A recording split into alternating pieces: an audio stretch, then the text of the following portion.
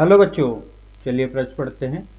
सही वक्तव्य चुनें। पहला है वेग का परिमाण चाल के बराबर होता है। दूसरा है किसी समय अंतराल में किसी कण के औसत वेग का परिमाण उस अंतराल में उसकी औसत चाल के बराबर होता है। तीसरा है ऐसा हो सकता है कि किसी अंतराल में कण की चाल सदा शून्य रहे पर उसकी औसत चाल शून्य न हो। चौथा है ऐसा हो सकता है कि किसी अंतराल में कण की चाल शून्य न हो पर उस अंतराल में उसकी औसत चाल शून्य हो। तो आइए बच्चों प्रश्न के लिए सर्वप्रथम मुख्य अवधारणा की चर्चा करते हैं। मुख्य अवधारणा तो देखिए बच्चों, चाल बराबर होता है बच्चों दूरी बटा समय। चाल बराबर हो गया बच्चों दूरी बटा समय। चाल बच्चों एक अदिश राशि होती है। इसके लिए केवल एक परिमाण की जरूरत पड़ती है। अगर वेग की बात की जाए बच्चों तो वेग एक सदिश राशि होती है। वेग होता है विस्थापन बटा समय, क्योंकि बच्चों विस्थापन जो होता है वो एक सदिश होता है। यहाँ पर बच्चों दिशा की भी आवश्यकता पड़ती है। अगर बच्चों औसत चाल की बात की जाए, एक बड़े समय अंतराल के लिए जो तय दूरी होती है उसमें बच्चों औसत चाल लेते हैं। वो होती है कुल तय दूरी बटे कुल लिया गया समय या कुल गति के दौरान कुल लगा समय। इसी प्रकार बच्चों अगर औसत वेग की बात की जाए तो औसत वेग होगा बच्चों कुल विस्थापन, गति के दौरान बच्चों जितना भी विस्थापन हुआ है बटे कुल समय। तो देखिए बच्चों, चाल अगर कण चला है तो हमेशा धनात्मक होगी। वेग शून्य भी हो सकता है, ऋणात्मक भी हो सकता है और धनात्मक भी हो सकता है। तो आइए बच्चों इस मुख्य उदाहरण के आधार पर प्रश्न कर देखिए बच्चों, यहाँ से एक एक करके विकल्प की बात करते हैं बच्चों, इनको समझेंगे।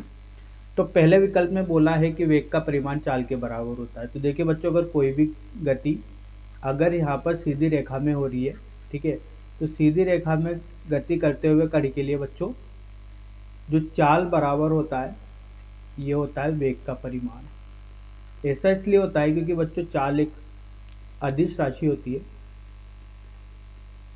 जबकि बच्चों जो वेग होता है ये सदिश राशि होती है। तो बच्चों यहाँ पर अगर कोई कण सीधी रेखा में ही गति कर रहा है, अगर अपनी दिशा परिवर्तित नहीं कर रहा, तो वेग का परिमाण चाल के बराबर हो गया। ठीक है, सीधी रेखा में चलते हुए तो लिख लेते हैं सीधी रेखीय गति के लिए। इसके लिए बच्चों ये नियम आवश्यकता होती है कि ये सीधी रेखा में ही चलना चाहिए। अगर इसने दिशा बदल दी है तो वेग बदल जाएगा। तो बच्चों फिर उस समय ये नहीं बोलते कि चाल बराबर वेग का परिमाण। इसी प्रकार से बच्चों अगर दूसरे विकल्प की बात की जाए तो दूसरे विकल्प में बोल रहा है कि किसी समय अंतराल में किसी कण के औसत वेग का परिमाण उस अंतराल में उसी औसत चाल के बराबर होता है। तो देखिए बच्चों, जो दूरी होती है चलते हुए कण के लिए यह हमेशा ज्यादा और बराबर होती है बच्चों विस्थापन के।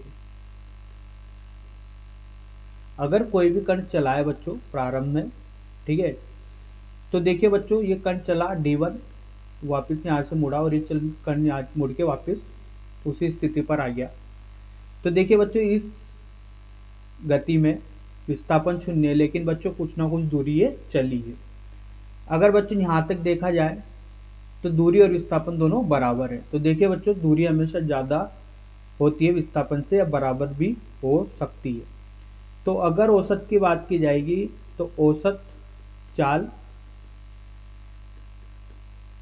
ये हमेशा ज़्यादा होगा, क्योंकि बच्चों समय अंतराल तो दोनों के लिए बराबर ही रहेगा।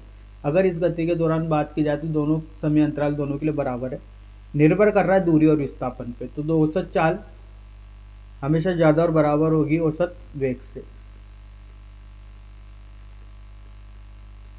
तो देखिए बच्चों, किसी समय अंतराल में किसी कण के औसत वेग का परिमाण उस औसत चाल के बराबर होता है।